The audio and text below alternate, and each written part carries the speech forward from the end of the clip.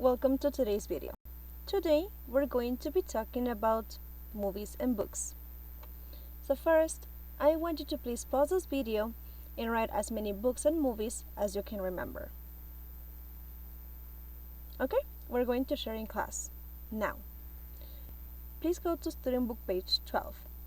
Read and listen. What does each person like to read? Let's listen. Page 12. Lesson B. Favorite books. 1. Vocabulary in context. B.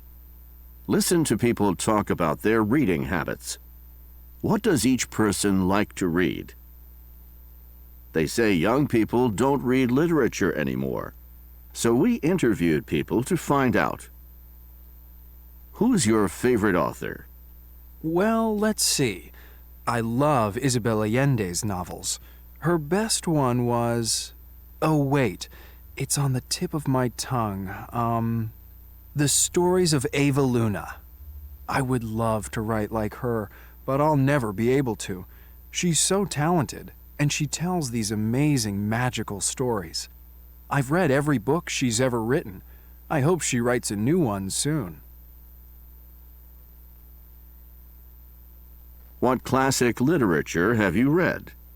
I enjoy reading Shakespeare. We had to read his plays in college. Well, we were supposed to.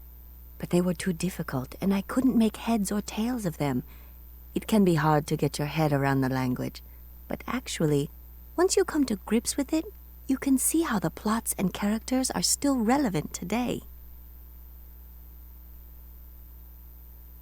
What's your favorite piece of literature? Interestingly enough, it's actually a poem. It's one I learned by heart when I was a kid. It's about cats, and I can still recite the whole thing. I can't remember who wrote it, though. As kids, we used to love reading poems out loud. I still like to, actually. What did you read most recently? Off the top of my head, I can't think of anything. Let's think. No, nothing comes to mind. I don't read a lot of books, but the ones I like tend to be things like biographies, nonfiction, where you learn something and get something out of it. I don't see the point of reading stories that are just made up. Is it important to read classic literature? Not really.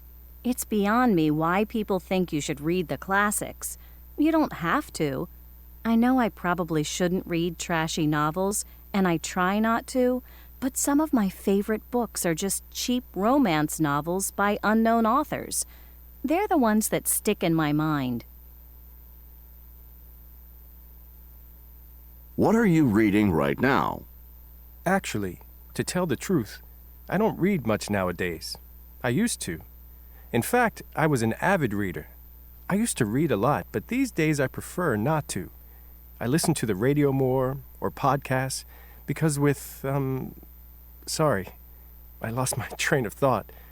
Yeah. Okay, so let's see. Michael likes to read fiction and Isabel Allende's novels. Michael likes Shakespeare's plays. Anita likes a poem she learned by heart. Carlos prefers biographies and non-fiction literature. Sierra likes trashy romance novels. And Jackson, he prefers to listen to the radio and podcasts. He's not reading a lot these days. Okay, great. Now, what do these phrases express? It's on the tip of my tongue. I lost my train of thought. Get something out of it. Get your hand around it. I learned by heart. It's beyond me. Well, these phrases express to remember or not to remember or understand something. Let's take a look at this. I will be showing you some phrases and you need to decide if they are expressing that you remember or that you don't remember something, or that you understand or that you don't understand something. For example, see the point. If you see the point of something, you understand it. It's on the tip of my tongue. That means that I remember something. You learned something by heart. You remember it. Something sticks in your mind. You remember something. Get your head around a topic. You understand a topic. Something comes to mind. You remember it. Come to grips with. That means that you understand that. Make heads or tails of something that you understand, right? Something is off the top of your head. To remember it. Get something out of. You understand it. You lose your train of thought. This means that you don't remember something, right? And if you say that something is beyond you, like it's beyond me, you understand it, or in this case, you don't understand it. Okay, did you get this right? Excellent. We're going to discuss these phrases more in depth during our lesson.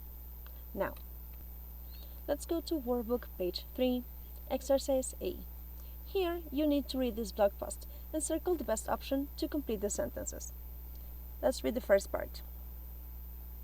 Use your own experience in teaching.